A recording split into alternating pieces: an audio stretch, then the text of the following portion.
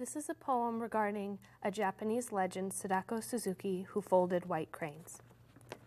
Collective Dreams, 1945, by Steve Dreeben. Seemed only as a flash in a dream until the winds blew and the rain stained the cedar porch with its tarry ooze. Sadako woke slowly, hearing screams from a distance and then silence where voices once cried. She was just 9, yet her life was always filled with flower and craft. Her father, a master cabinet maker, trained in centuries-old techniques. Everywhere was the striking beauty of cherry wood. One could usually smell it, not this day. Sadako Suzuki knew origami paper crafts. Her grandfather, Akuro, taught her. They played with paper folds together as she grew. She especially loved the white cranes. Her designs won awards. She had a special touch. Her fingers worked the cross folds so well. So that day, she envisioned cranes flying through dark rains, making their journey to safer places, better homes.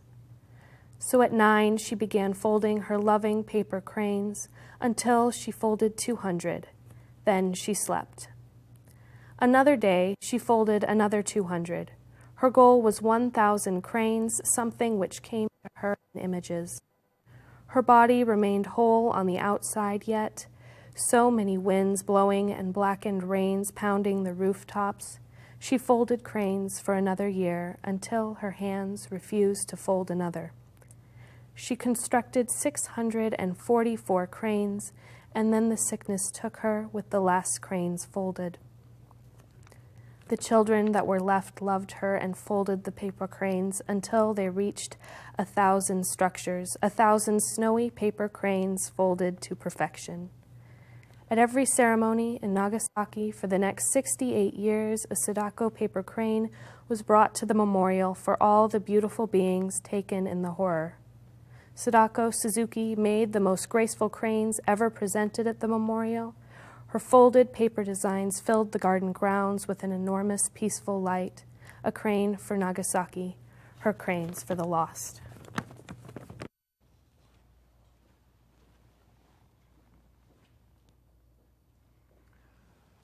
Welcome to Rogue Valley Community Television. Our show today is about the Ashland Culture of Peace Commission. I'm your host, Andrew Riley, and our guests today are David Wick, the Executive Director, and Patricia Semowich, one of the commissioners. Welcome.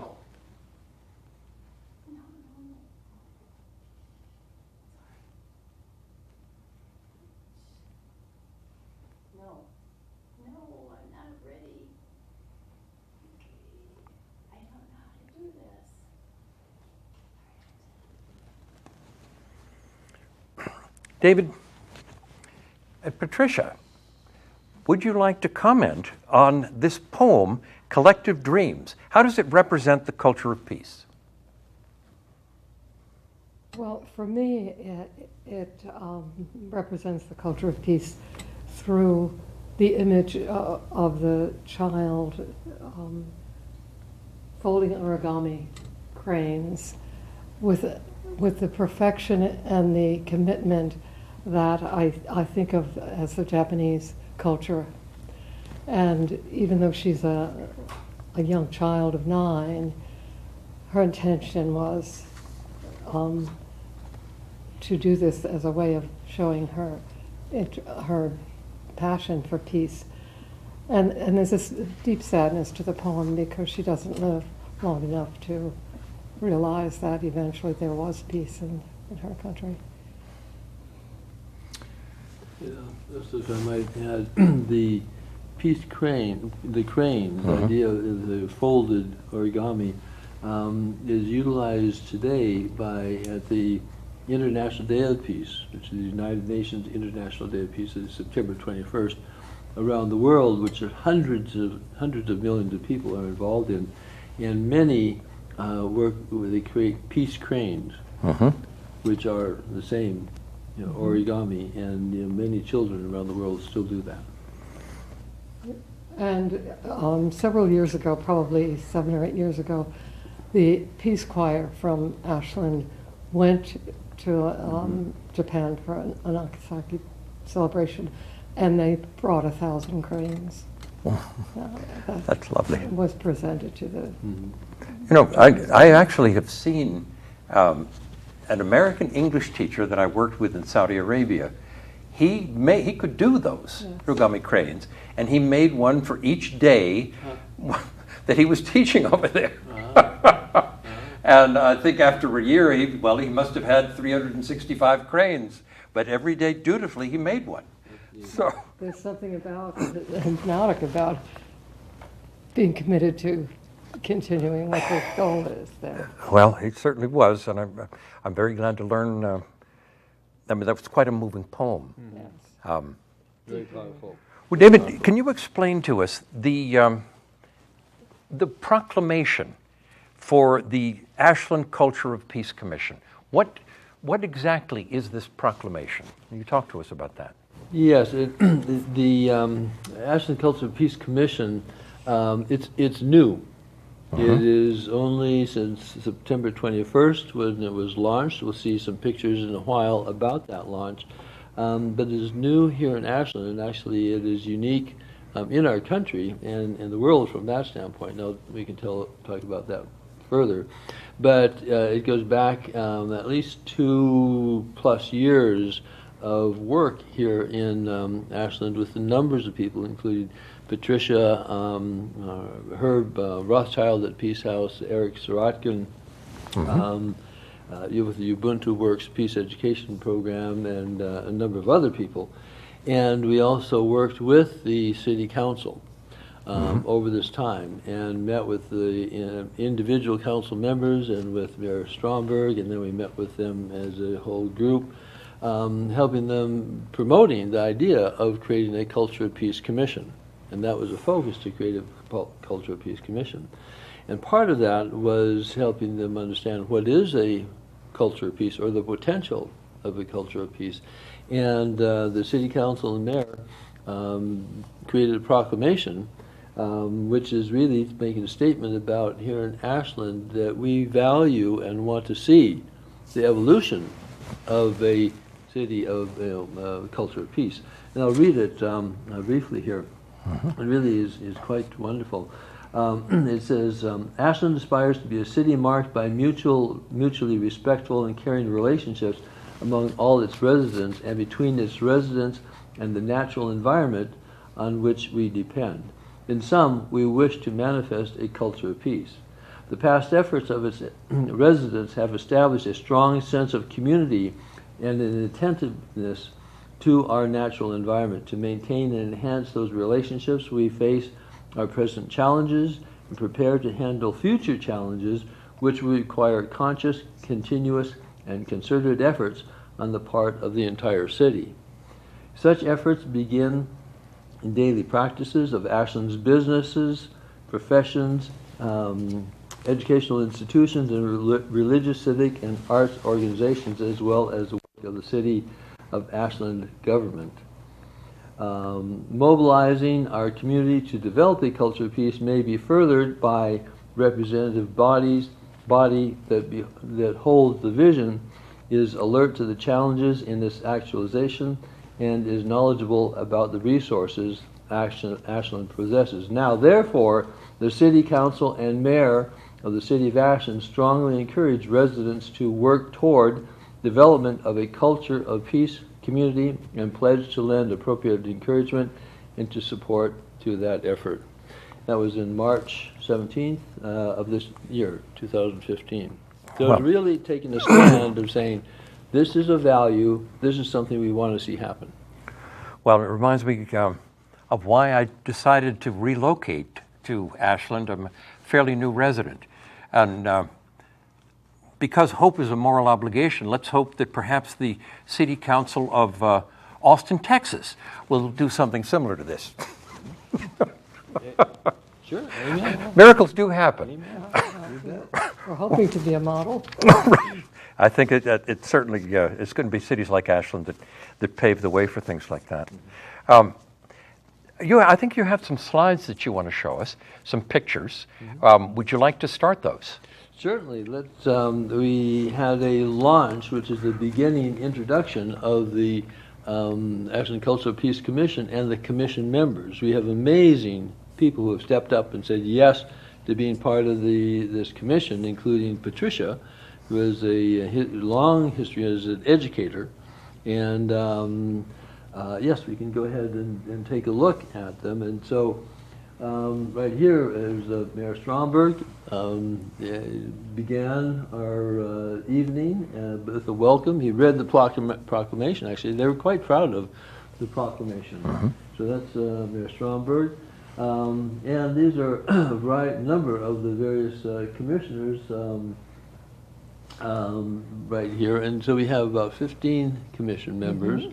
And each one introducing themselves. We don't have them all listed right now, but we have, quite a wonderful group. So this is, we could go to the next photo. And right here we have Amy Blossom, who's speaking with the head of the library, Ashland Library. Very dedicated to what we are doing. You can move ahead, and again, more of the commission members. This is the introduction, the first introduction of the commission members. And Patricia, your thought on as you were part of that? Yeah. Well, it's the diversity of the members of the commission, including on the far right, our police chief, which is a real imprimatur to have. Chief Ty O'Mara. Yeah, to have that kind of approval and support. I mean, they were once called peace officers. That's right. That's right, and that may become again. Well, it very well may come. I think his focus is very much in healing. Yeah, yeah. So if you move to the next one, please. And this is with Chief O'Mara and also Pam Marsh, who is one of the city councilors, and she's the liaison to, unofficial liaison to the commission. But we have, do you want to hold that up for a moment? Yes. Just kind of, this is this is one of the things that's unique about the Ashland Culture of Peace Commission, is that it's founded on, in terms of bringing people together, on there it is right there. So it's the Pathways to Peace Wheel. So that's part of the history of the Pathways to Peace that I've been part of since its founding in 1980. And Pathways to Peace helped to formulate the International Day of Peace at the United Nations. But all the different sectors, each sector is a pathway to peace, as each person is a pathway to peace. And that's the point, is that we all have a contribution and we all make choices, daily choices. And so we have representatives on the commission from almost all of the different sectors here. So they can come together with their experience, with their perspective, to help formulate the thinking, the actions that we're taking, to be as conscious for the broad community as possible. And each of those sectors is ideally will be represented by a commissioner who has that as a specialty, or and my particular sector is education. Well, can you tell us a little more in education? Were you a teacher? Yes, I was. Professor? I was first a high school teacher, and then I've retired from SOU as an English teacher.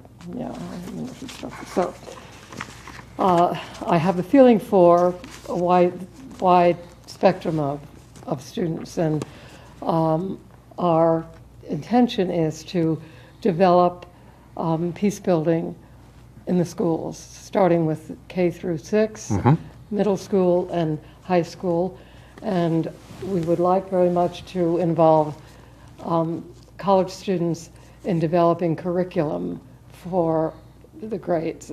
SOU has an education department, and they award a Master's of Arts in Teaching, and so that seems to be something that would be very useful. An ideal fit. Yeah. A wonderful fit. We're thinking about that. Well, we have some more pictures. That yes. I don't want to interrupt you Sure. too much here, but... Well, this is Chief Ty O'Mara.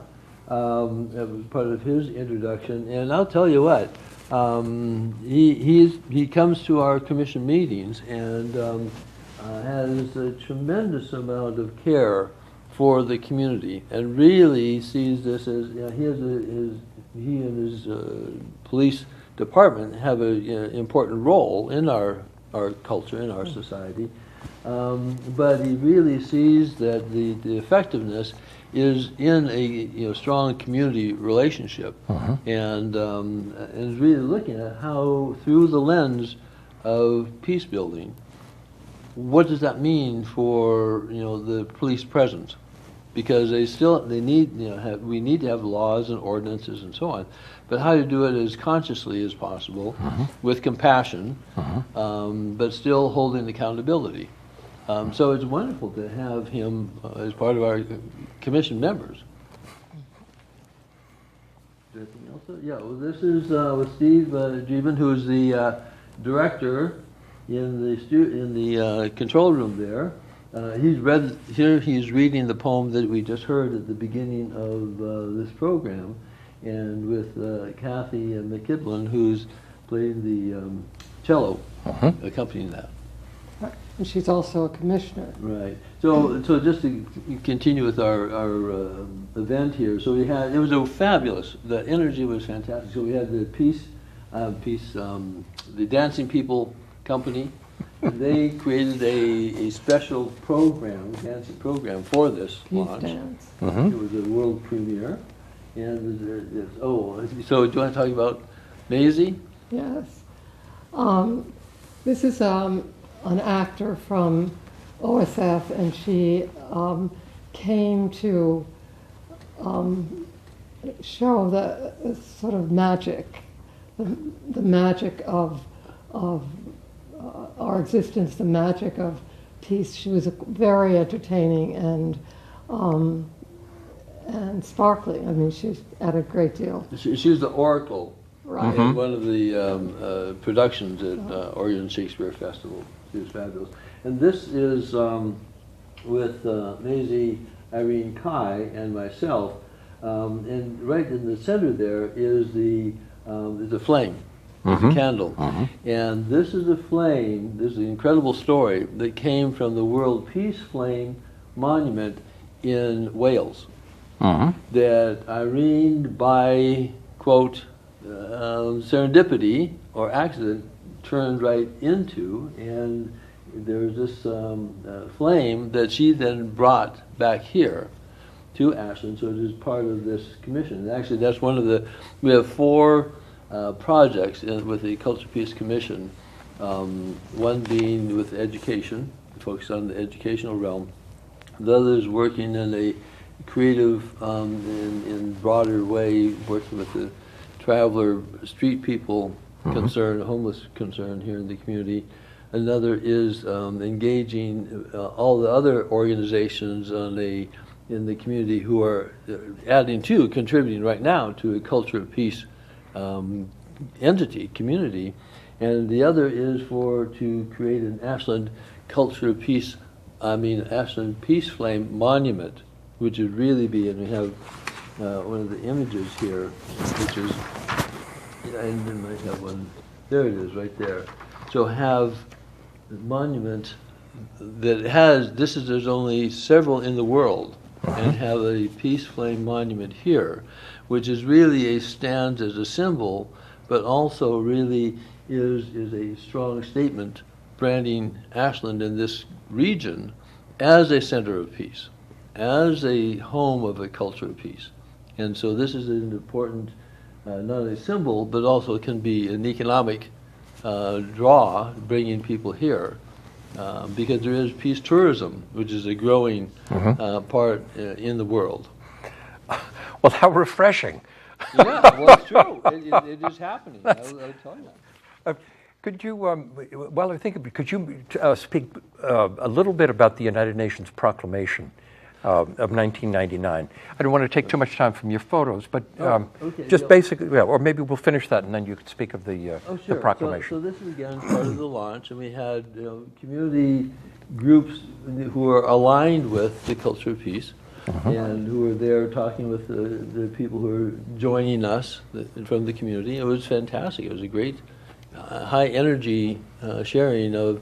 So part of it is helping to understand, the use of some of our better practices of peace mediation, nonviolent communication, those types of practices. And so these are people that represent that. Where was the venue? This is in the Elks Lodge, and which worked out wonderfully. It was a great. Are there other pictures there, or is that the last? Perhaps.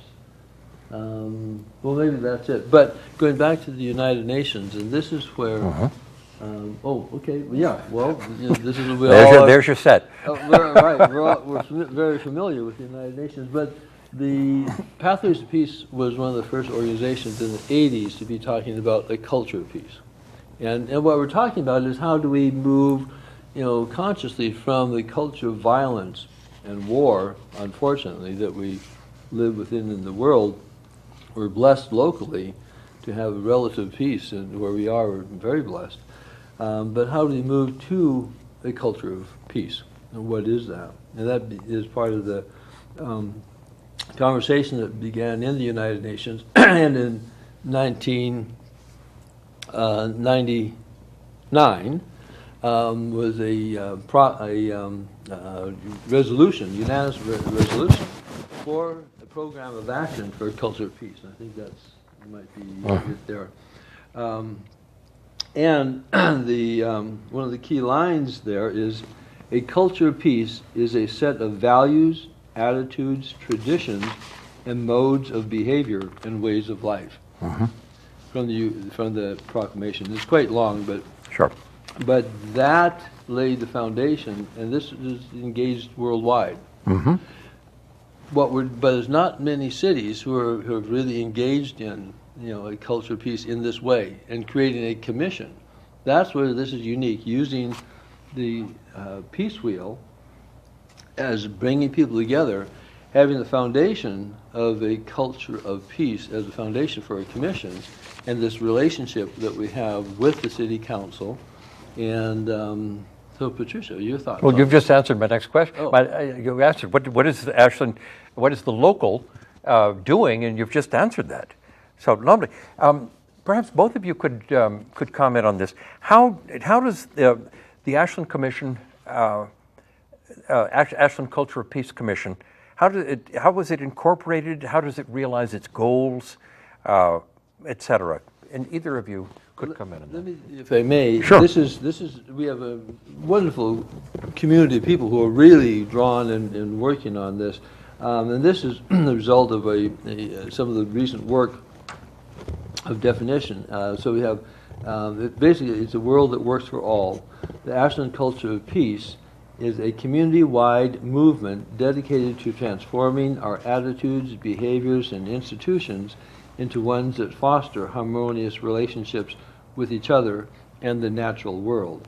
So, Patricia, do you want to take it further? Well, this was crafted by about 8 people and wordsmithed as a result of many ideas. We had to synthesize it so that it would be understandable, just as you heard it. It's the meaning of this is for the community, the whole community, to be involved.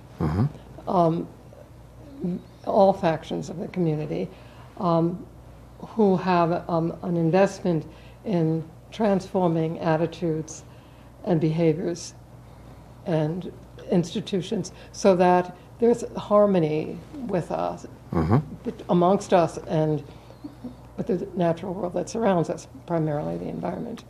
And then it's followed by 12 action steps to support that, which are lengthy and not necessarily to read at this moment. But the point of this statement was to give us very clear definition. The organization is organic, it's evolving, and we will revisit this in 3 or 6 months to see if this is holding or if we're holding to our original position, or if things have emerged that require us to make some changes. I was going to ask you, Ashland recently had a show of support for the environment last Saturday. Yes. Was your group involved in that, or there as fellow travelers mingling amongst them, or was it an organizational partnership of any kind? Or? Well, not formally that I know of. We didn't have representation there, but definitely, I mean, that's part of the peace package. Sure. Is awareness and gratitude to the environment, and I think because of the UN sponsoring the Paris conference, we're very closely watching what happens. And actually, we were co-sponsors with that in terms of supporting, people being involved, in volunteer efforts. And so, but the environment is absolutely essential. I mean, obviously, Sure. To anything that we do. Yeah, and it's one of the sectors of our peace movement. Well, yeah, and I noticed that.